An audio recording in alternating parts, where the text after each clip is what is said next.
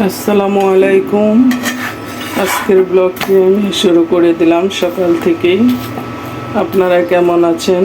আমি তো আলহামদুলিল্লাহ ভালো আছি। আমার হাজব্যান্ড অফিসে যাবে সকালবেলা, তাই উঠে আমি রুটি বানাইতে আসলাম রান্নাঘরে। এই যে আমি রুটির ডো করে রেখেছি।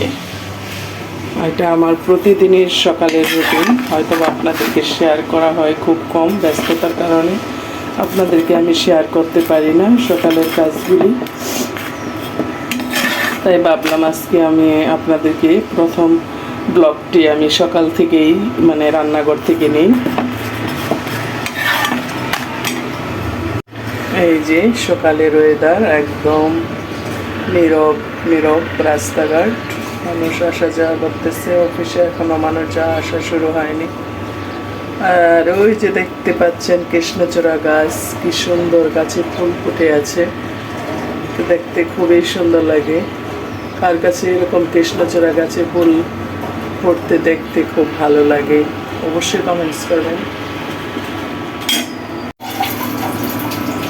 গাইস। এই যে রুটিগুলি বানানো হয়ে গেছে, সবগুলি রুটি একে একে আমি বানিয়ে নিয়েছি, একদম তাওয়াই বেজে নিয়েছি। যেহেতু আমার হাজব্যান্ড অফিসে যাবে তার জন্য দেওয়ার জন্য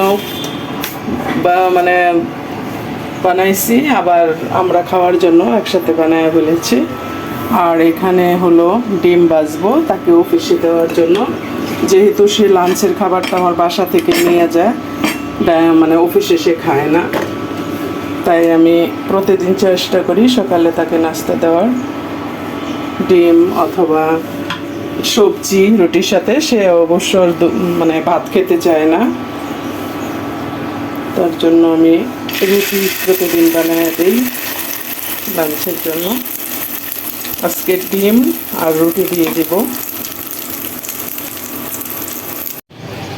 গাইস। এই যে আমি প্রতিদিনের মতো গাছে পানি দিতে চলে আসলাম। গাছগুলি একদম শুকিয়ে আছে। নাস্তা টাস্তা করে হাজব্যান্ডকে বিদায় করে ভাবলাম গাছগুলির মধ্যে পানি দিয়ে দিই।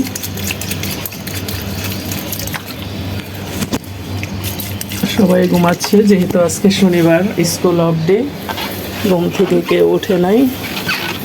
আমি আমার কাজগুলি সেরে নিচ্ছি সকাল সকাল। সকালের যে কাজগুলি আমি সকালে ঘুম থেকে উঠে আমি সেই কাজগুলি করে ফেলি।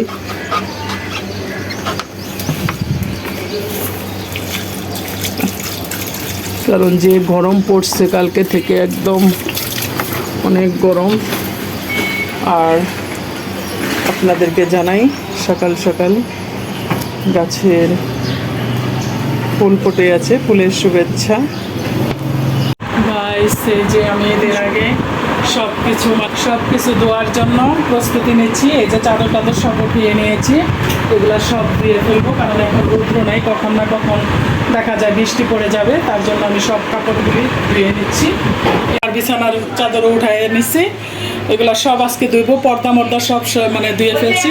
সোফার রুমেরটা আগেই ধুয়ে ফেলেছিলাম, বেডরুমেরগুলি এখন আজকে সব ভিজিয়ে রাখছি। ওয়েদারটা এত অন্ধকার, দেখেন ঘরের ভিতরে আলু অন্ধকার দেখা যাচ্ছে। কাপড় আর কত বড় বোলের মধ্যে নিচ্ছি, কারণ আজকের ওয়েদার অনেক অন্ধকার, রৌদ্র নেই। আমি এইগুলা কাপড় দেখেন, তারপরে সাহস করে এতগুলি কাপড় আমি ভিজিয়ে রাখতেছি। দেখা যাক, আল্লাহ ভরসা। রৌদ্রে উঠলে তো শুকায় যাবে, অবশ্য আমরা অনেক উপরে থাকি, বাতাস শুকায় যাবে, বাতাসে হয়তো শুকাবে, কারণ আলো বাতাস আছে। এই যে কাপড়গুলি দেখেন, সাদা কাপড়। সবার আগে সাদা দিয়ে শুরু করলাম। ভালো মানুষ সেজে থাকা যায় না, কারণ আপনি যতই ভালো মানুষের সামনে আপনার ভালোটা তুলে ধরেন না কিসের জন্য, কিন্তু আপনাকে দিন শেষে আপনি খারাপ। আপনি খারাপই হয়ে থাকবেন। কারণ কোনো মানুষের কাছে আপনি আপনার মনের কোনো কথাই কারো কাছে ভালো মন্দ প্রকাশ করবেন না। আপনি যদি আপনি মনের কথা কারো কাছে প্রকাশ করেন, সেটা কিন্তু তারা মনে করবে যে না এটা ভুল, কিন্তু তারা এটা কখনোই সে আমার এই জিনিসটাকে দুর্বলতা হিসাবে কাজে নেবে, বলবে যে না এগুলা মানে ও এমনি আমাদের কাছে মানে করতেছে। মানে এটাই বোঝাইতে চাচ্ছি যে ভালো মানুষের আজকাল কোনো দাম নেই মানুষের কাছে। এই জন্য নিজের দুঃখটাকে নিজের কাছে সবসময় চেপে রাখবেন, কারো কাছে প্রকাশ করবেন না। মানে সুখ দুঃখ সব কিছুই নিজের কাছে রাখবেন, কারো কাছে প্রকাশ করবেন না। কারো কাছে প্রকাশ করলে আপনি আরও ছোট হয়ে যাবেন তাদের কাছে, মানে হাসির পাত্র হয়ে যাবেন। আমাদেরকে নিয়ে আরও মানে তারা হাসি ঠাট্টা হিসাবে মানে ধরে নেবে। গাইস, কচুর শাক রান্না করার জন্য, কচুর শাক না, এটা হলো ওই যে মোটা যে কচুটা আছে ইলিশ মাছ দিয়ে রান্না করে সেটার ডাল। এই যে এটা রান্না করা হচ্ছে। আর এখানে শোল মাছ কেটে নিয়েছি। আসলে ফ্রিজের মধ্যে আনাচে কানাচে কোথায় যে পড়ে থাকে ডিপ ফ্রিজে, মানে দেখিও না। আজকে দেখি যে শোল মাছ 4-5টা শোল মাছ, এগুলাকে আমি কেটে নিয়েছি। উপরে সাল ফেলে এটাকে একদম টমেটো দিয়ে মাংসের মতো বোনা করব। আর এখানে হলো পাঙ্কাশ, এটাকে মানে বোনা করা হবে পেঁয়াজ দিয়ে, ভালো করে কড়া করে ভেজে বোনা করা হবে আজকে রান্না। আর হলো ডাল, এই যে ডাল, পান্না ডাল রান্না করা হবে। মানুষ এই দুনিয়ার মধ্যে আসলে ছোট বড় মধ্যে মান্যতা নেই। টাকা যার আছে তার সব আছে, তার মান সম্মানও আছে। কারণ যার দুনিয়ার মধ্যে টাকা নাই তার কোনো মান সম্মান নাই, তার কোনো দামও নেই, তার কথারও কোনো দাম নেই। এটা বয়সে ছোট হোক বা বড় হোক, এইটাই দুনিয়ার। আমি জানি না এটা কার কার সাথে এরকম মানে হয়, মানে আমার সাথে হয়েছে এটা বলবো না, কারণ এরকম হচ্ছে মানে প্রত্যেকটা লাইফেই মানে শোনা যায়, বোঝা যায় মানুষের আধিক্যতা, কষ্টের কথা এরকম প্রকাশ করে। আমিও তাই প্রকাশ করতেছি যে আসলে মানুষের সম্পর্ক কিন্তু টাকা দিয়েই মানে সম্পর্ক টিকে থাকে। তো যার টাকা থাকে না, যার টাকা নেই, তার সম্পর্ক মানে কারোর সাথে মানে টিকে থাকে না। এইটাই হচ্ছে দুনিয়ার নিয়ম। আর জীবনে আসলে টাকার প্রয়োজন, মানে টাকা থাকলেই মানুষকে মূল্যায়ন করে। আর কি বলবো আপনাদেরকে, মানে এখন কি বলবো প্রকাশ করে, মানে নিজের দিকটা বলবো না, এটা সবার বাবা মার বেলাও দেখা যায় এরকম।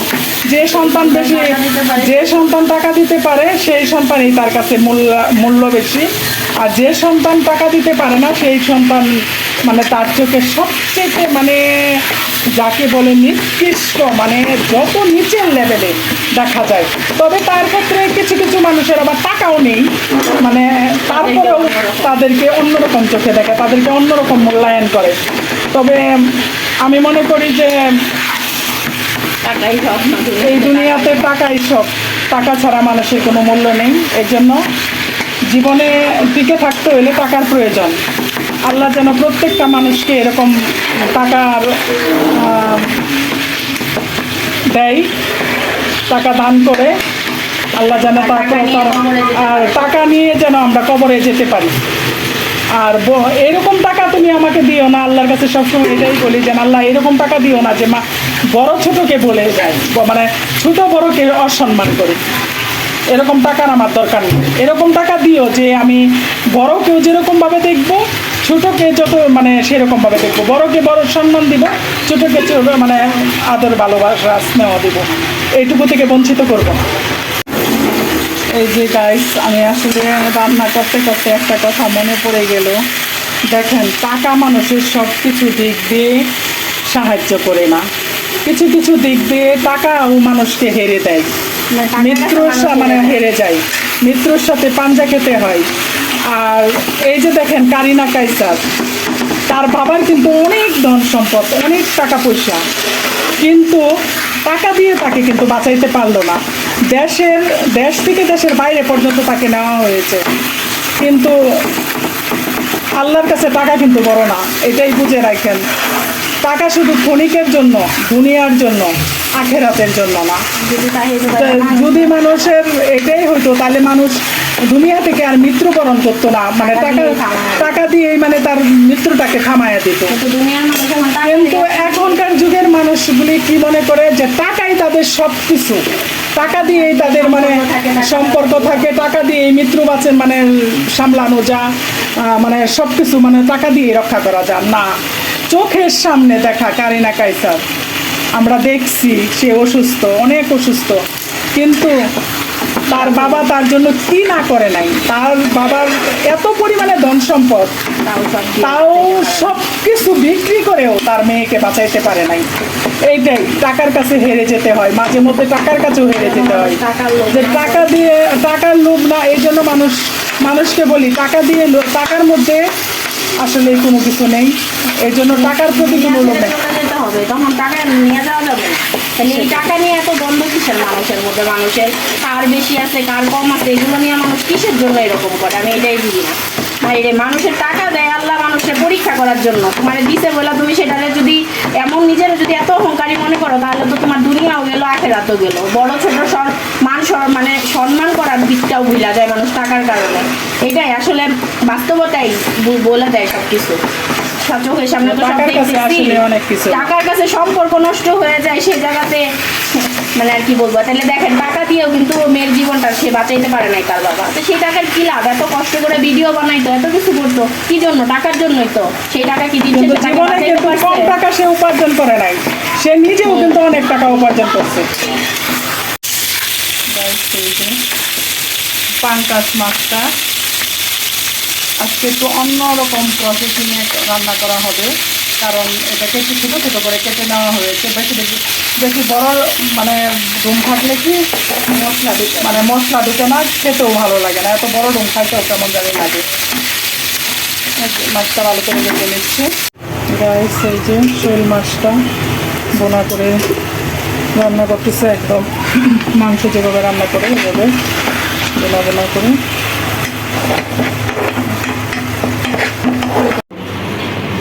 এই যে বিকালবেলা ছেলে বলতেছে চানাচুর মাখা খাবে, আমি এখানে সব কিছু দিয়ে চানাচুর মাখিয়ে দিলাম, কারণ ওর অনেক ঠান্ডা লাগছে, তাই জাল খেতে চাচ্ছে। এই যে দেখেন, এখানে ধনিয়া পাতা, কাঁচামরিচ, পেঁয়াজ সব কিছু দিয়ে, অবশ্য টমেটো নেই, ঝাল ঝাল করে মেখে দিয়েছি।